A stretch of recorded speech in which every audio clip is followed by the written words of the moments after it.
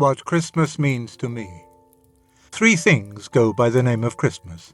1 is a religious festival. This is important and obligatory for Christians. But as it can be of no interest to anyone else, I shall naturally say no more about it here. The second, it has complex historical connections with the first, but we needn't go into them, is a popular holiday, an occasion for merrymaking and hospitality. If it were my business to have a view on this, I should say that I much approve of merrymaking. But what I approve of much more is everybody minding his own business.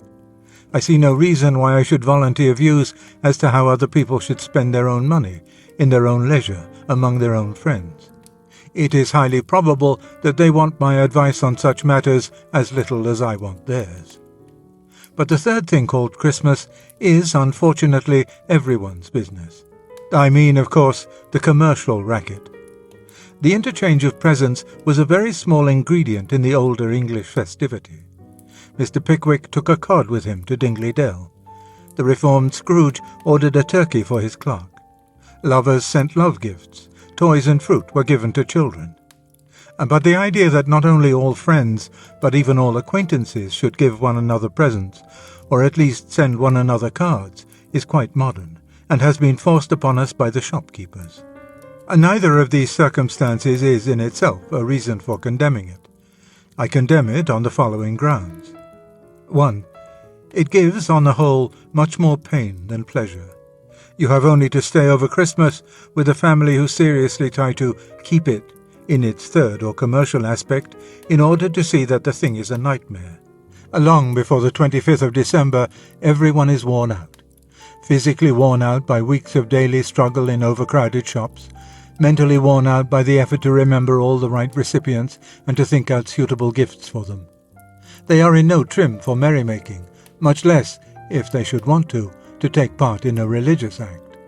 They look far more as if there had been a long illness in the house. 2. Most of it is involuntary.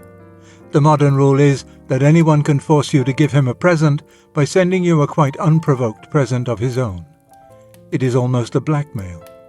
Who has not heard the wail of despair, and indeed of resentment, when, at the last moment, just as everyone hoped that the nuisance was over for one more year, the unwanted gift from Mrs. Busy, whom we hardly remember, flops unwelcomed through the letterbox, and back to the dreadful shops one of us has to go.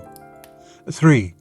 Things are given as presents which no mortal ever bought for himself. Gaudy and useless gadgets, novelties, because no one was ever fool enough to make their like before. Have we really no better use for materials and for human skill and time than to spend them on all this rubbish? 4. The nuisance.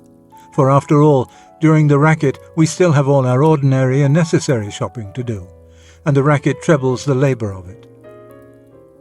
We are told that the whole dreary business must go on because it is good for trade. It is, in fact, merely one annual symptom of that lunatic condition of our country, and indeed of the world, in which everyone lives by persuading everyone else to buy things. I don't know the way out, but can it really be my duty to buy and receive masses of junk every winter just to help the shopkeepers? If the worst comes to the worst, I'd sooner give them money for nothing and write it off as a charity. For nothing? Why, better for nothing than for a nuisance.